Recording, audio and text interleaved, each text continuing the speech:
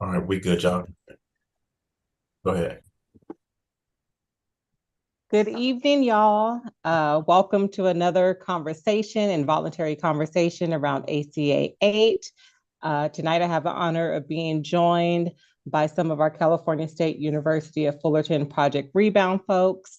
And yeah, we just want to continue to have these conversations around why we are working so hard to get involuntary servitude out of our Constitution. You know, many people are under the impression that slavery has ended. But for those of us who have been impacted by the criminal justice system, we know that it is very much still alive and that there are so many businesses and corporations that are just profiting off the backs of our loved ones that are incarcerated.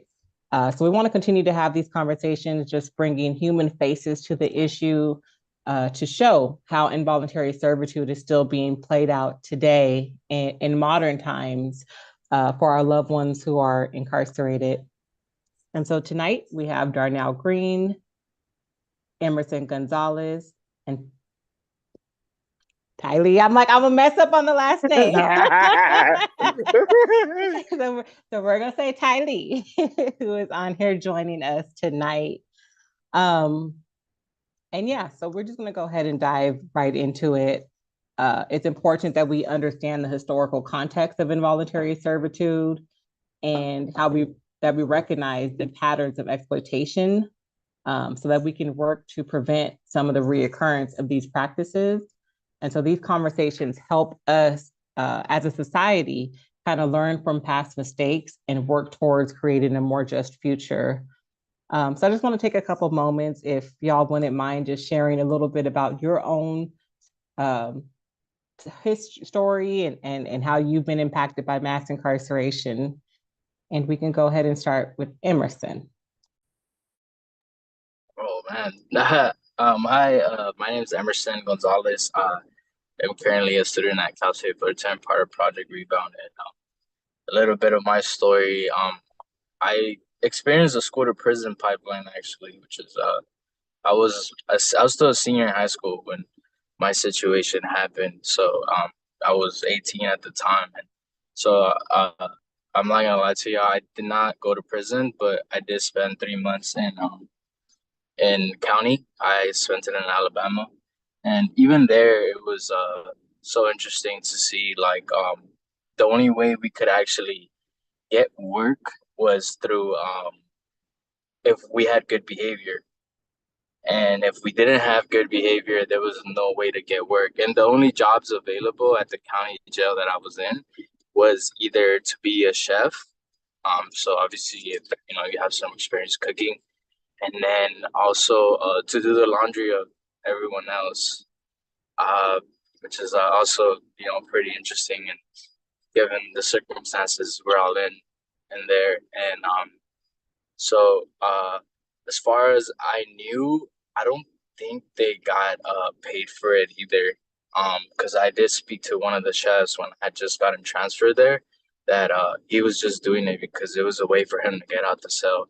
They would never take us out of our cell. We never got yard time either. So like it just gives you an idea. I mean, for someone to want to work just to be able to get out of the cell, like I think it's pretty like uh, it's surreal to see really. Like I mean, you're cooking for every inmate in there, and you're not getting paid for it. All you're doing is because you want some time out of yourself. So I I never got to the point. I heard that you had to have at least 6 months in their minimum to be able to even have that opportunity.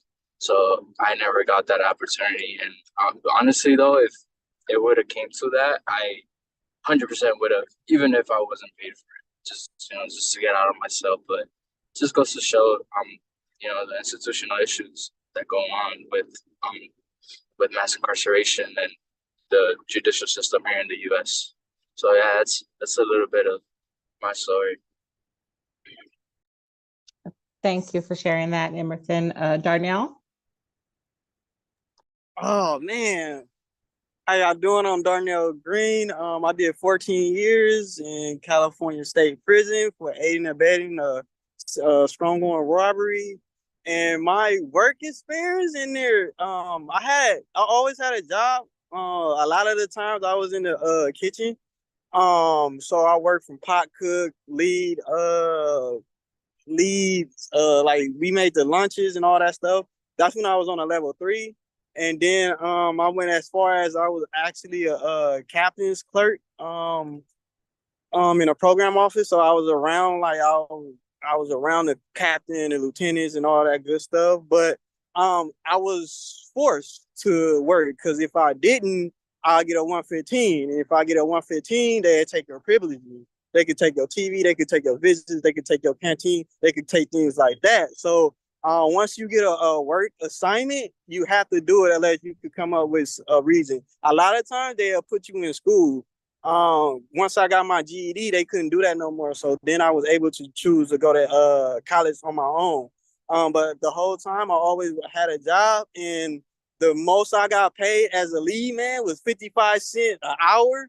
And I was balling. What? That was prison balling. What you tell? And I worked 7 days a week. And technically out on the street, you cannot work 7 days a week. That's illegal. But in there, they do it. But that was $128 on my canteen, on my books, and I didn't owe restitution. So it goes a long way. But the least that I made was 11 cents as a porter. It was horrible. I felt like a real like slave. It felt like that. But thank you for your time. No, thank you for sharing that, Darnell, and I'm definitely going to follow back up with the question for you. But Tylee, you want to go ahead and share a little bit about your story? Hello, my name is Tylee AOUON. Good evening. So I'm 39 years old. I first was incarcerated at the age of 16. I went to prison when I was 19, and at that time in 2003, you get penalized for being young. You get more points for being young. So when I first went to prison, the way they structured the point system was they sent me to the highest security institution. It was a level 4 180 yard, and at that yard, or at any 180 yard high level security yard, jobs were scarce. Movement was scarce, really, and they didn't have much going on over there. And at the time, since I had scored high on my tape score or whatever, they didn't want to put me in education, and they didn't have any jobs for me. So for the first 4 years of my incarceration, I spent on a high level security inside of a cell the entire time, other than going to yard once or twice a week or whatnot.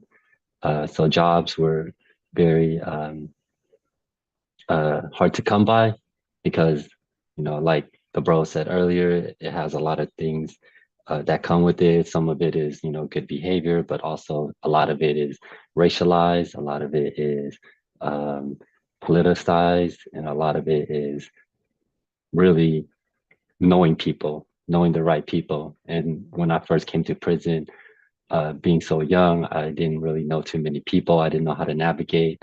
So that really impacted my ability to get any kind of access to any kind of programming. It wasn't until like my 6th or 7th year where I finally learned how to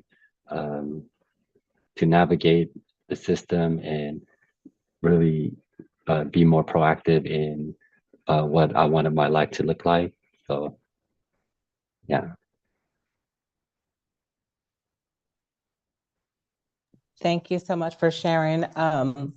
Darnell, I want to go back to something that you had mentioned. So you talked about like the various jobs that you had while you were in there, and also the pay that you got for these type of jobs. The question that I have is like, to what extent do incarcerated individuals have a choice in participating in work? You kind of talked about like, if you chose not to work, you would get a 115. But is there any other like disciplinary actions or things that happen, maybe like parole eligibility for people who choose not to work? Yeah, so that's a good question. Thank you. So if you get a 115, usually when you go to that disciplinary hearing, they take something from you if you get found guilty. So they take like X amount of days. So maybe that's like 90 days. And some of the rules violations, you can't get that time back. Some of the rules violations you can get back with good behavior. And so like they don't give you all the time back, but they give you majority of it back. So yeah, it really like impact you on a daily basis. Because when I first got to prison, I started on a level 3, but I was 1 point away from a level 4, and so they automatically assigned me to a job, to a kitchen job. So I was fortunate in that situation. But once I got in trouble, went to the shoe, and got to a level 4, I went to the high desert. There wasn't no school. There wasn't no job. Like that's when, like brother Talib said, like everything get politicalized. Like if you're a part of a certain group, you can't. They won't allow you to have a certain job, or they want a certain person in that situation. So if you're not a lifer, or if you don't got a lot of time, they are the ones that like maneuver like stuff like that. So it has a lot of impact.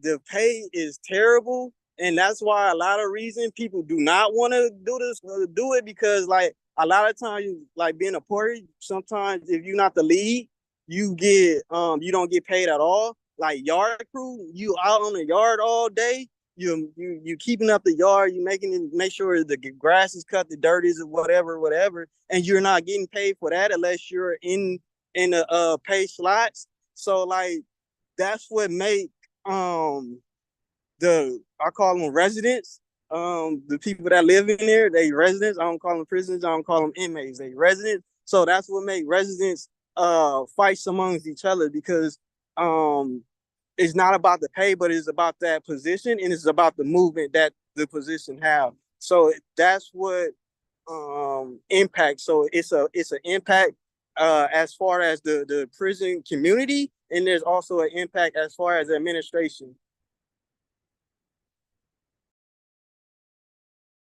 Thank you for that, Darnell. Tylee, did you want to comment on that as well?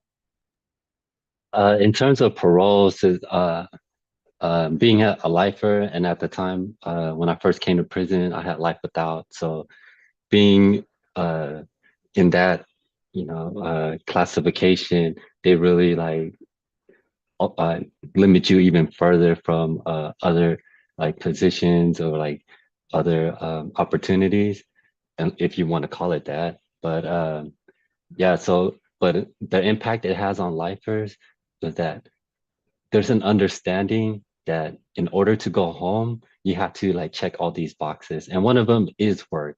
But if, say, in my situation, the first 5, 6, 7 years of my incarceration, I legit had no opportunity to find anything to get into. So for folks who are trying to, um, change or like make make their time useful, is very challenging, especially for lifers who are going to be evaluated and be judged on that and have to answer for that. And in the parole board process, and any whiff of blaming the system or shifting any kind of focus away from you or the person, like that will be a strike against you. Like, and unlike sports, like in the parole board, one strike, that's enough for them to deny your parole. So that's why it's so like what Darnell mentioned, why it's so politicized, because these opportunities that they have available for us, it means life and death. It means freedom for so many people, even though they don't get paid for it. So that's the conditions that they force us to compete for. Like we compete for crumbs, for just for this potential, this maybe possibility of going home. And that's on the back of in the back of every lifer's mind, that's always ticking. So that's why it's so important. Thank you so much for bringing that just that the different aspect to it, Tylee, because we know that it is different for people who are in there who are serving um, life without the possibility of parole. Yeah, and Um, some people have no, like they have no legit have no hope of coming home. So all those little, 40 cents, 30 cents an hour that they're getting, like that's their livelihood, that's what is at stake for our people in there, you know. yeah. I want to go to Emerson. I know you were in a federal prison and you had kind of shared about the jobs that you heard or saw other people doing. But the question is, what types of labor are individuals in those type of facilities typically engaged in? And how does this work contribute to the functioning of the facility? Um, so yeah, so I was I was being held at a federal facility.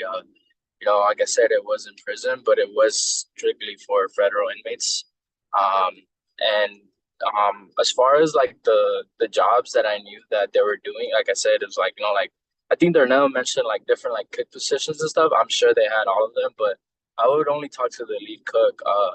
Because when I had gotten transferred from state to federal, the food at state was what the jail I was at was really bad. So right there, this it's just crazy that the lead cook there said he took pride in making sure that we were fed well, right? So that was like the main thing, right? First things first is honestly the cooks did an amazing job in feeding us, and knowing it was fellow incarcerated individual, or like Darnell said, fellow residents, right? Not inmates. So yeah, I think in a sense it kept us happy. Also where I was at, there was a lot less federal inmates, so there was only like I would say like 14 per cell block. So it was very like little, but literally like the cooks, and they also which was weird. They wouldn't let us wash our own clothes. Like we had to put our clothes in a bag, and they would wash it for us. So people that was someone's job, and like I said, I think to a certain extent, like I think that's kind of like this might be my personal, but degrading in a sense. I think imagine having to wash everyone else's clothes and you're not getting paid for it. Like I think it's just I from a personal standpoint, I think it wouldn't like be okay with me. And a lot of them, like I said, the reason they even did it was because they wanted to get out of the cell. The warden never let us get any um yard time. So, once they were in good behavior, that was the first thing they did was apply for these jobs. And another thing, like I don't want to make it like a racial thing, but like usually white people were the ones who were chosen for the jobs. And I was actually the only Latino there, which is very interesting. And they didn't I remember I told one of the CEOs, I was like, hey, like how can I apply for a job? He's like, well, first you got to be here 6 months minimum, and then it just depends. If they'll approve you for it, but most of the time it was white individuals who had the job. And I don't want to make it a racial thing or anything, but they made Always the racial, they made the always racial. they made it run though. I was thankful. If they were washing our clothes, they were cooking for us. It was, so I think to that extent, that's how they made it run. So yeah. I just want to make a point that it's always racial. Even in California, when we had, even in those, like what Darnell said, in certain spots, right? Like for some reason, there's only a certain demographic in certain areas of the.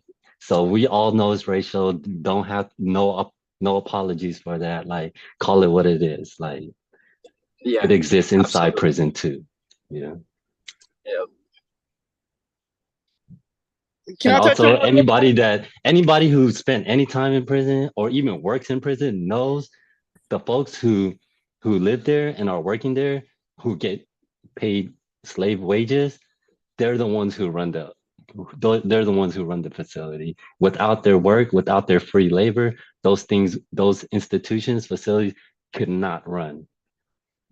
And in some places where I was at in Pelican Bay, that community wouldn't even exist without that prison, because that prison is sustaining all those people who are working there and who are, enjoying their whatever life over there. So yes, that's important to mention.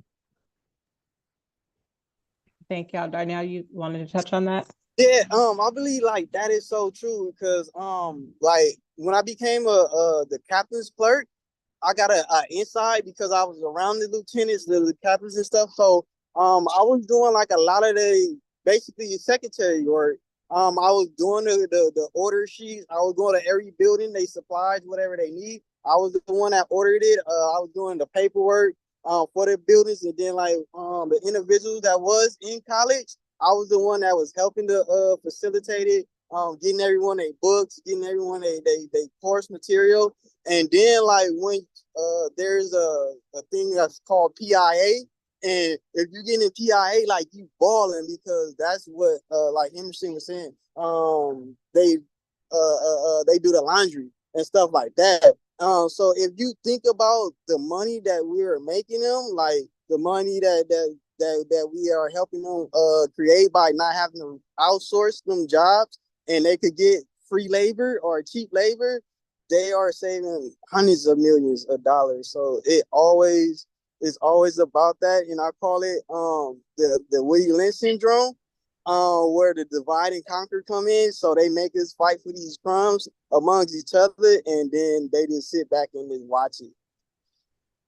And something interesting that Darnell had mentioned, like the fact that you're in what we call like trusted positions, right? Like the fact that you're Black in that trusted position. I would ask you or anybody else that has spent time in prison, how rare was that a Black person was working in these trusted positions to be around other officers? Because in any place I was at, like that is very rare for a Black person to have that, because of the fact that most of the officers are either white, Hispanic, that props up the white supremacy, or any other like tangent peoples there, right?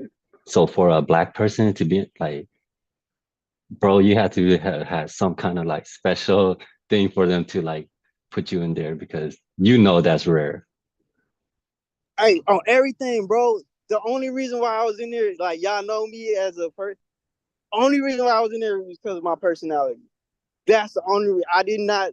They didn't view me as a threat, and because of my education accolades at that time, I had the most accolades in the prison at New Delano, and so they view me as trustworthy. You feel me? And because I was programming, I was focusing on going home and stuff like that. They felt like I was in a trustworthy, but amongst my population, I still had to worry about like, oh, he's working in a program office, he's by the police. So it's a bittersweet thing because like Tali said, like there's not no Blacks that's gonna be working on a patio because I had the most movement on the yard. I could go to the upper yard, I could go to the lower yard. And so police and administration, they worry about people passing hot stuff or whatever. So it was truly where I had to fight hard to get in that position.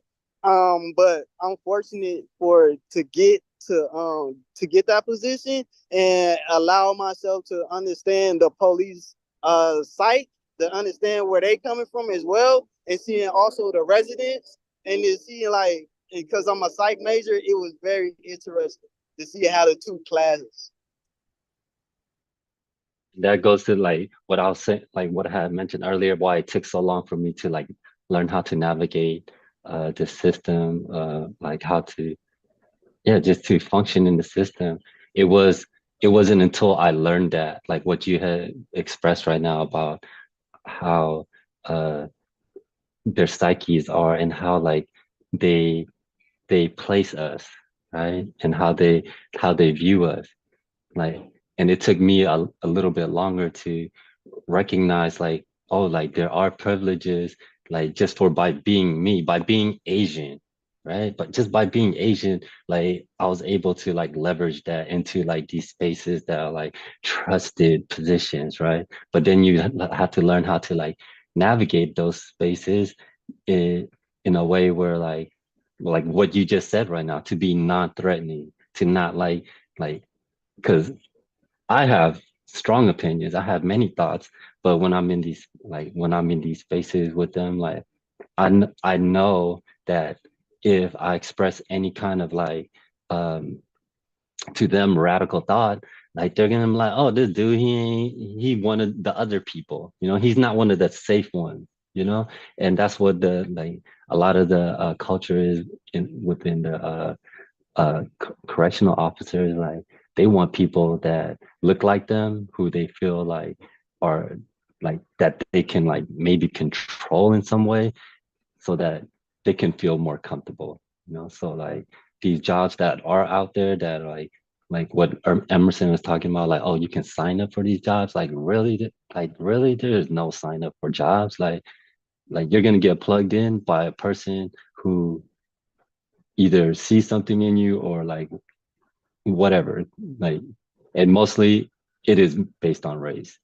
Even me being an Asian person going through prison, like I benefited from it, like, and it sucks, but it happens, like when people go on lockdown, like they want, the safe minorities out there to run the institutions, and like it sucks that, but we kind of comply to that, so because of the little benefits that we do get. Oh, we get to come out ourselves for a couple hours. Oh, we get to uh, talk to people in other buildings. Like these are the benefits that that we hold so high in high regard, when those are just kind of basic human interaction, like basic things that we should be getting anyways. Yeah, I totally agree. I wanted to kind of go back to what you guys were talking about earlier around, we've all heard this term, the prison industrial complex. And we know that it's associated with mass incarceration and that these corporations are benefiting, as I had mentioned earlier, from prison labor. So the next question is, are there any safeguards in place to prevent the exploitation of incarcerated individuals and programs? And if there are they enforced? Uh, that's a rhetorical question, I assume, because like the prison industrial complex, if we're going to be like super real about it, it has infected like even the work that we're doing, right? When we're going inside and we're trying to like these programs that we're bringing into, like there are entities out there that see that as a cash grab, as a business opportunity. They're not going in there with the mindset that and the heart that we're coming in there with to work with our people. They're like, I've been around organizations where they're not system impacted at all. However, there's this magic funding that if they apply for it, that they and come up with whatever spaghetti that sticks on the wall, and they bring it into prison and they're going to get paid. And when those programs come into the prisons and we sit in those classes, we feel it. Like I know I felt it. Like when in some programs that I sat in, like, yo, like y'all ain't even talking to us. Like like what is this program even about? And it's about the money. So like the prison industrial complex, like it is so pervasive within the system. Like how can it be managed or be held accountable? Like Any other comments on that question? Yeah, another thing with that, like they get rich, they get so rich off of us. This say about Access, the package companies. A lot of the package companies that are allowed, that won the bids of California, are former correction officers. And so they are able to sell a 13-inch TV defected for $215. Out here, you could get for $250, you could get like a 50, 60-inch TV. Here it is. We got a 15-inch if we lucky, and then the police will come in there and break it and make you and force you to buy another one. And then it's just like our labor and our presence there generate so much money. Another thing is the food sales. The food sales, like they say they give us privilege with getting a burger sale, tamale sale, or whatever. But a lot of the times, the places that we're ordering from are buddies with the warden and with the higher ups. And then as you and I both lobby for in Sacramento about that 35% increase of all materials that come in that's sold in prison, they get to mark it up 35%. Like we already can't pay for that. So that debt is going on our family. Our family didn't commit the crime or whatever we in there for. So the initial thing, like just the restitution, the initial was for the resident to get a job and he paid the restitution back like that. But now they got it to where any money that's coming in, our family give us any kind of money, they take 55%. They say 50. The state take 50%, and the 5 is the transaction fee or whatever. But that caused so much turmoil, and that furthered us from our family, because if a person owes restitution and our family send them $100, they only getting $45 off that. And then off that $45, you can't even get no hygiene because the toothpaste is like $7, the deodorant is like $8. So it's like pick your poison, and they get so rich. And then the global telling, the phone calls, the county jails to the prison, they just now changed that, thank God. But oh my God, that was a lot of money. It's terrible.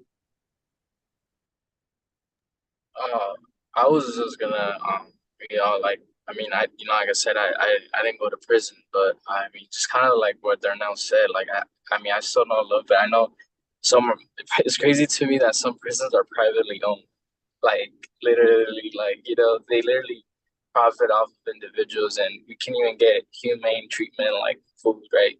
So that was like for Christmas we were at they gave us a Carl's Jr. burger, which is interesting, right? Like that was our Christmas gift, they said, and they bought it for everyone in the county jail, and like it was just like interesting to me. I'm like, like I think to a certain extent it could be affordable. They just don't want to treat us like that, right? I guess, I mean, they say that prison and jail is a form of rehabilitation, but I mean, I still think that individuals should be treated humanely. And another thing I was just gonna say about it is, I think you were asking us if these like rules are implemented within the system, but I think the rules are just said just for show, to show to the media. And like I think this starts up with like higher ups, and I'm not even talking about wardens. I'm talking about like the people in power, government, and things like that write out these bills and laws, and they include these things, but they don't actually implement them. So that's what I wanted to say about that. I think that's why it's so important that our folks continue to be involved in that process of creating that that wording, so that way we can have a say so in the process, because a lot of times that these things that are being created, like the people who are playing, like control the game, are controlling the rules also. So when that's the case, like then we're already in a bad situation. But if we're like a lot of these laws that are being passed that in the past like 10 years or so, like a lot of them were written by folks who understand the system and understand like our conditions, and they can speak to it.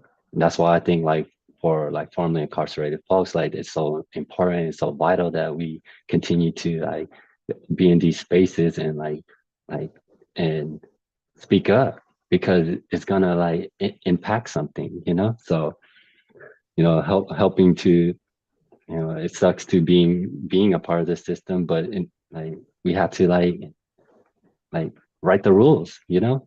Like how do the like if even if we're just talking about with our program that we bring in, like we can like uh put in safeguards to ensure that the characters who are coming in there are coming in with the right, you know, with the right mentality, with the right framework, and are truly trying to help our people instead of, you know, just continuing the hurt that's been passed down through the generations and just like, you know, profiting off of it. And to add to that, which is you know, kind of what Tylee says, like, you know, we have to be a voice. So I really appreciate what you're doing, Steph. Like I just wanted to mention that. Like, so I know this is a conversation about minimum, like how slave wage, right? But I think, you know, kind of like Tylee said, it starts with little things and making change at a at a political level. So what you're doing, you know, this amazing work. I really true admire you for that. So I understand. Yes, yes. And Oh, and to go off of Emerson, how he said they like lip service. In 1878, they actually said that solitary confinement and stuff like that is illegal. Like I believe his name was Justice Miller said that it was too severe. But for whatever reason, they are still able to throw people in the shoe in solitary confinement. And it's just like they make up these rules, and it's a illusion because the prisons have the discretion to run the prisons the way they want to. And so it's under the Constitution. They always go back to the 13th Amendment. If you get convicted of a crime, you can be convicted, sentenced to in servitude. So it's legal. Yeah, and I'm glad y'all touched on that because that's exactly what we're advocating for. So what ACA 8 will do once it is passed, it will take that exception clause out of our Constitution here in California. And for us, it's about the right to choose. You know, we want people to be able to have the right to choose how they want to spend their time while they were incarcerated.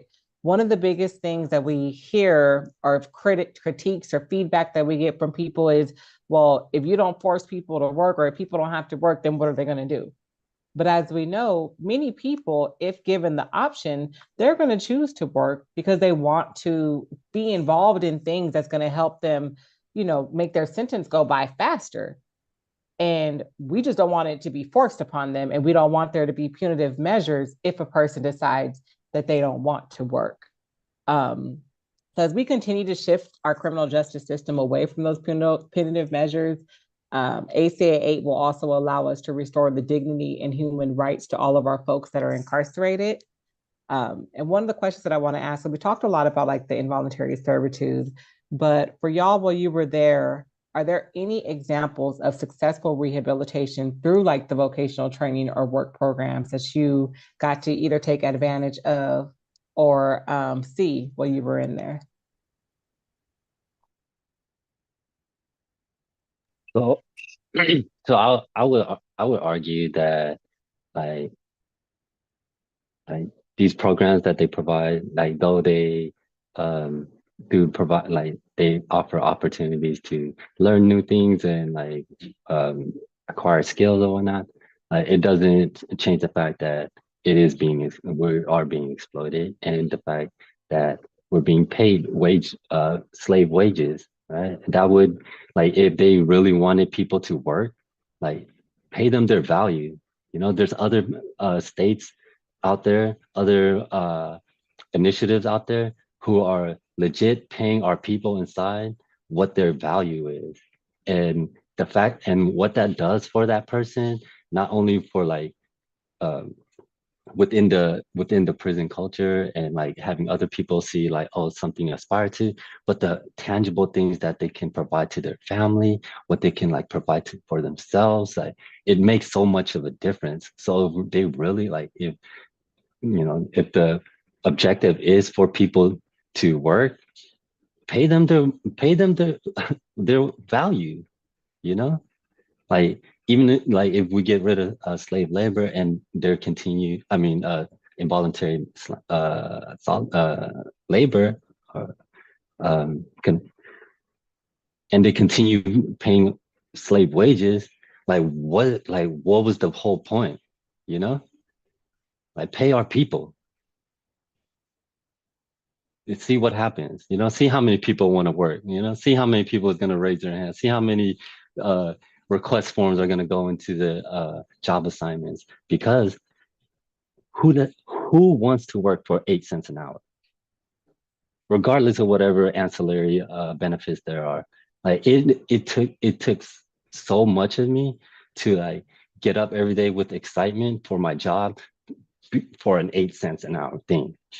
Like, are you serious? Like, that's what you want me to be excited about? Like, you know? I kind of like I think in there you asked like if in a sense it rehabilitates, right? Like I think me and Ty Lee, we table every Tuesday and Thursday for our program, and we kind of talk about this inside, and we always tell each other, don't do anything for free, bro. Like, don't do anything for free, right? No matter like yeah, like you mentioned, Steph, and like how we have mentioned, like it gives you certain like benefits. You get to go out, right? It could be in a sense relieving. I think just seeing people do that for free, it taught me a lot. And then hearing a lot from Ty Lee and from, Darnell and Albert, other people who have served a lot of time, that's one thing it's taught me. And, like I'm glad that Ty Lee says this all the time. It's like pay our people, it really doesn't hurt them to pay them a livable wage. Like these wages are worse than third world countries, like wages, like, and that just goes to say something. It's so horrible. Like, and so, yeah, I mean, I don't think no sanity is worth going through all that, putting yourself through that just to get a certain amount of benefits. So, yeah. And as far as like rehabilitation goes, like I am a big believer in the human capacity and the human spirit, and the people who rehabilitated while they're in prison. I would argue that the work that they did to rehabilitate was not due to some plumbing vocation or kitchen job or whatever vocation that they offer. Is through it was through the communication and relationship with other people who have been there, who understand them, who walk with them. Like, we rehabilitated ourselves with each other, for each other. So like, to give credit to this institution that uh that was against us, I'm not going to do that. I would never give them credit for the work that Darnell did, for the work that Emerson did, for the work that I did to change, So yeah, that's how I feel about rehabilitation. This is a good. I do not believe that they rehabilitate anything. I believe it's up to the individual, because once again, I was a captain's clerk, so I seen correctional officers cancel school because they said that everyone refused, but they didn't even feel like going. They didn't feel like doing an extra shift or doing the work, so they just canceled it. And then they just say everyone refused. And then, but if everyone would have refused, all of them people would have got a rules violation, but no one would serve the rules violation. So, like having I believe if they really cared about rehabilitation, they would have made it an incentive to go to school. When I first started going to school, I wasn't getting no time credit up. I wasn't getting none of that. They said I wasn't eligible, and I did not have life. I had a determined sentence until Prop 57 came, in which we fought for, our people fought for it, and it got implemented. That's when they gave me all my back time and stuff. Technically, I am supposed to still be in prison. My date was August 31st, 2024. But because of my education before, because I took the initiative myself, being put in a hole and doing all that stuff, just because they didn't want to see me finish school and stuff like that, I was able to earn that credit and earn the right to be out here and the right to be on the college campus of Cal State Fullerton right now. So, do they have programs? Like, yeah, on the lower levels, like you could go to. They have a lot of movement. They got the the plumbing and stuff like that. But once again, you gotta be a trusted resident. So trusted resident could mean any kind of thing depending on the supervisor at that time. But I do think like is for like now everyone is want to go to school. Everyone gonna want to go get their GED because they bump the time down. You're getting college credit. You're getting extra time off. So people are programming. People are bettering themselves, and when they get out and they are able to provide for themselves and their families, and there's programs out here that assist them, like Cal State Fullerton, Rebound, and then Kinship, and all of these other programs that you are got your hands in, Miss Jeff Cope. So yeah, I believe it's up to us to rehabilitate ourselves. And for lifers, it was kind of like when I started when I started to change my life around or whatever, like for lifers, like when we were just lifers and just like, you know, wasting away, going to, you know, doing the stuff. COs had no issue with me. Like they know what I'm about. They know what I'm gonna be doing, whatever. But once I started going to school, started like doing things that like to them was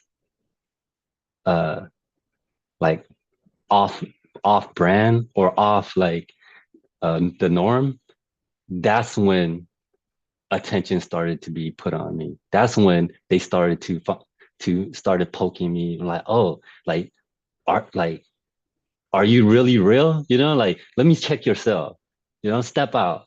What's in your pocket? Like all these things that when I was a lifer and I didn't give a damn about my life, like they cared less about me. But once I started caring about my life and I made the decisions that reflected that I cared about my life, oh, now they care about me. Now they want to know like what's my angle, you know? Like that's the mentality that the institution has, like when they see us. Because the prospect of us bettering ourselves or like gaining knowledge or whatever like is so foreign to them that like, oh, something's got to be up, he's up to something, you know. And a lot of times it was like they think like, oh, they're trying to get close to a staff member or something, and like all the you know, the drama that comes with that, you know, the extra attention, the extra eyes, you know, the stupid comments or whatnot, all the barriers that they put. Like I had a job during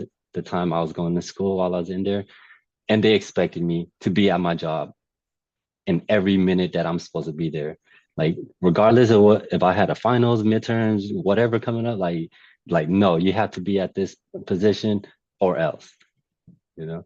So like the more you care about things, like the more barriers that they're gonna put up to like either deter that or prove to them that you're a changed person, you know. And for some officers, like there is no proving. They're gonna keep on, you know, scratching that surface until they find something. Yeah, and thank you for mentioning that, Tylee, because that's one of the things that we want to do with ACA 8. That's the biggest thing, like I mentioned earlier, like if people are sick and they can't go to work that day, like we don't want our folks to be punished for missing work. And as Darnell had mentioned earlier, you know, when you're in there, you're forced to work 7 days a week, where we know that out here on the street, you're not able to work 7 days a week by law. Like you're supposed to have a day off. You're supposed to have time in between shifts, but we know for our loved ones in there, that's not the case. And that's one of the biggest things that ACA 8 we hope to accomplish with that is just ensuring that our folks is not punished because they decide not to go to work one day.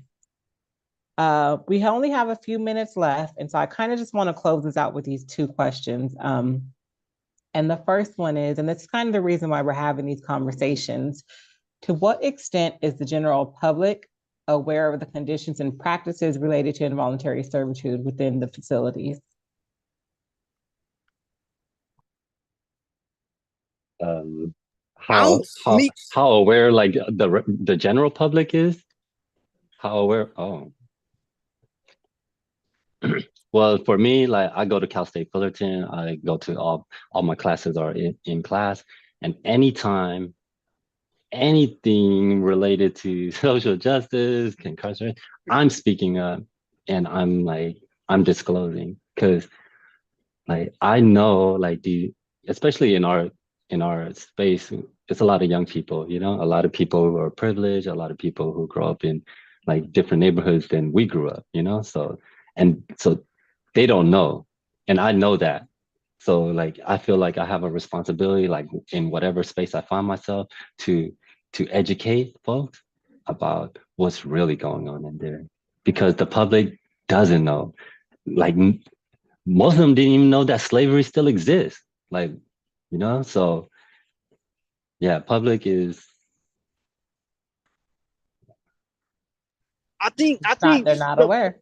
the public is not aware to the full extent. Like they see like some of the things, like, okay, if you get in trouble, you do deserve a timeout. So just like how the Mandela law says, like, you get that 15 days, but anything after that 15 days is torture. But like this the way that they got the 3-strike law passed, and they've been striking people out. They take a heartfelt story and they manipulate it to the way that they want it to implement whatever they want. So I just did a presentation on solitary confinement in my class today, like right before we got on, and they was completely unaware. Like these is all like 18, 19, 20-year-old individuals. And then when I'm telling them about, and then when I showed them the visuals of the cells, they were like, "Oh my God!" So it was like they reaction shocked me, like, "Hey, bro, y'all didn't know about this?" They like, yeah. "No, like, Like what do you?" you didn't know we lived in a bathroom? Yeah, in a bathroom. So You like, didn't know we sleep next to in a toilet? yeah. So they just going off of like what is, like, if you go to CNN and Fox News and all that stuff, like you just see the worst of the worst, but you don't see the innocent individual or innocent mother who go to jail, and before she even get out, her kids is taken and adopted, and like that's foul. Like there's rules against that, but they still do seem like that.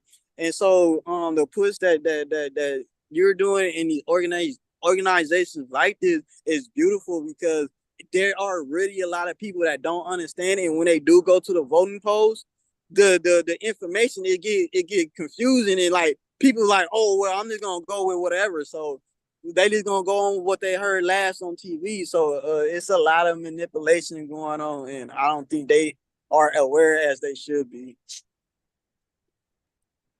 Yeah, I 100% agree that the general public is usually not aware of it, and I think unless you experience it firsthand, you won't really know about it either. Like, kind of like Darnell said, like the media will only show you a certain side, or they'll pick out a specific story. They'll show that they go into the prison. Or I remember they had came into because the state jail I was at was very underfunded. It was actually one of the worst jails in Alabama. It's called Mobile County. Like if any of you ever have some time to look up the history of that jail, it's horrible. Like I was sleeping right next to the how do you call that, the toilet, because it was so overcrowded. So it was 4 people to a cell. Like, we're talking about a 8 by 11 cell, whatever the measurements are, and it's like wow, like I wasn't even sleeping on a cot. Like it was just we didn't have our own I didn't have my own like bed, you call it, in there, right? So and I remember my lawyer had told me that it was a really bad jail, but it wasn't until I went in there and for myself that it was really bad. And yeah, the general public's not aware. They did this little episode for like what are those called when when they get kids, when they get the kids and they go show them. Like I remember one time, I forget what it's Still called. straight.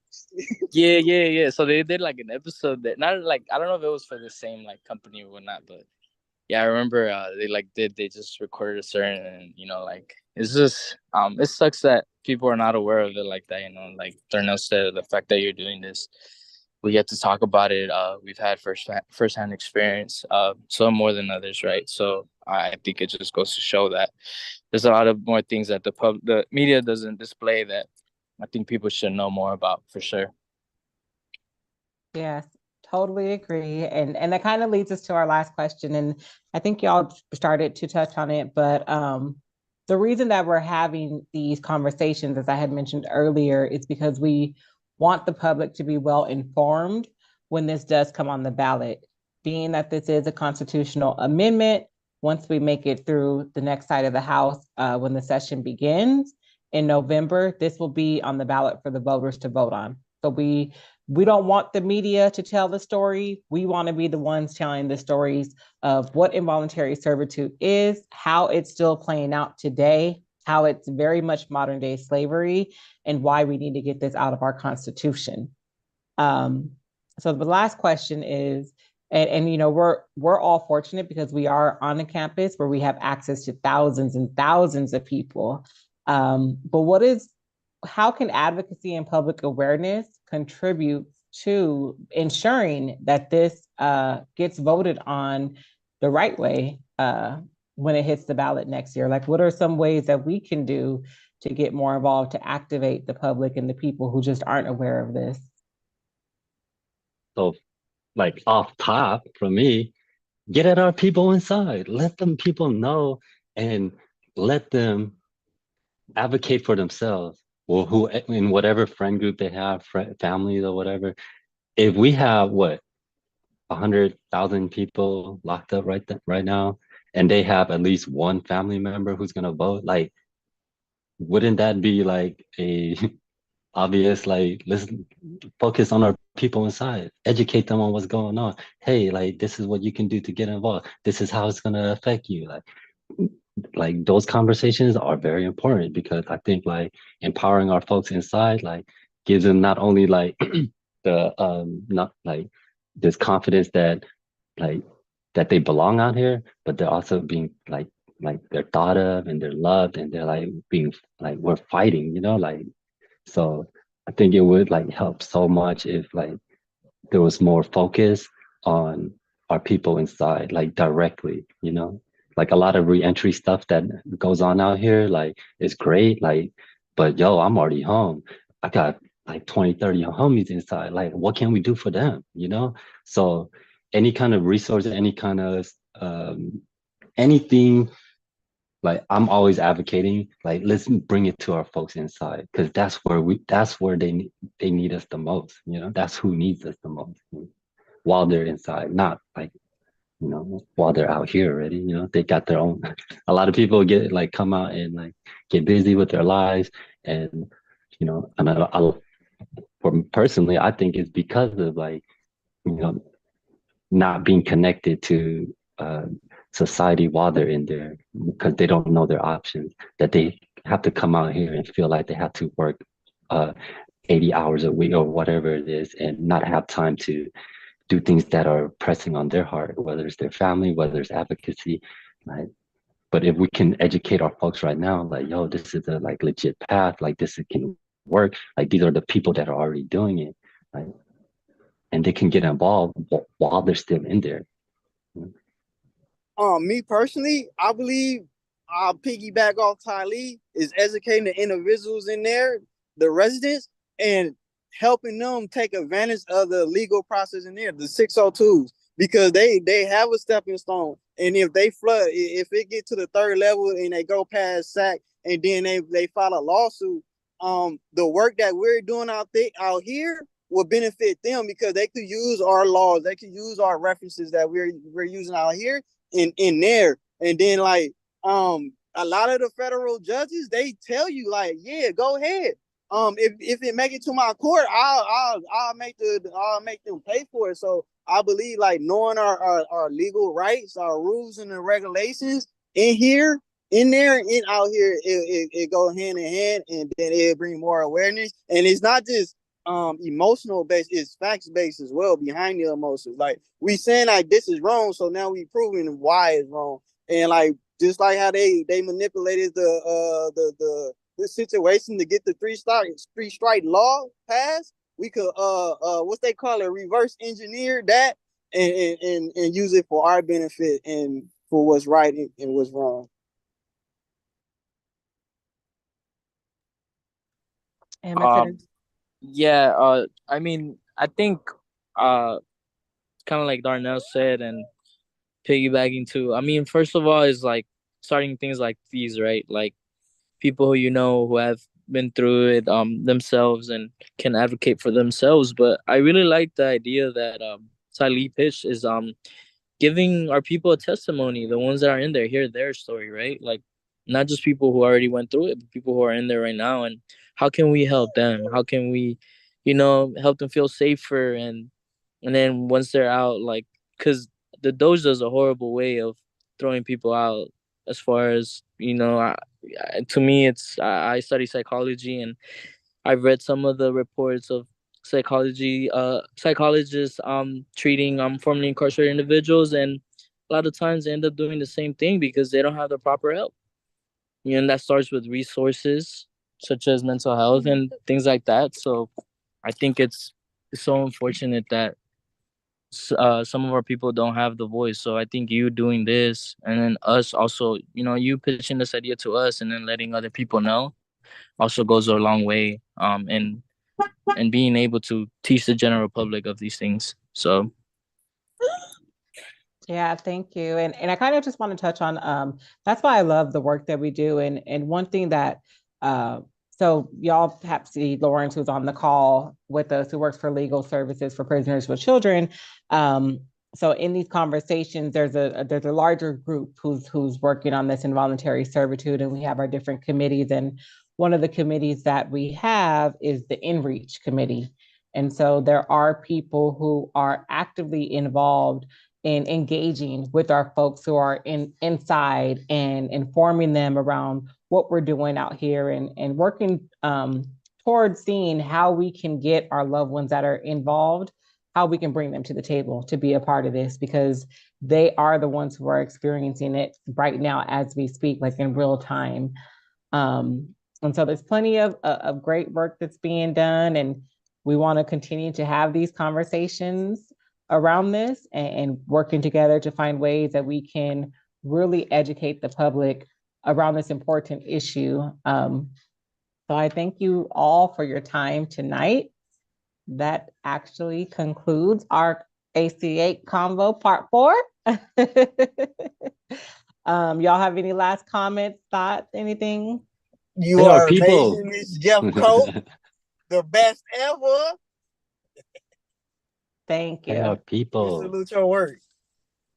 Thank you. It's definitely a team effort. It's just, you see me and Lawrence here tonight, but there's definitely more of us behind the scenes that's working to get this passed, and it definitely takes a village.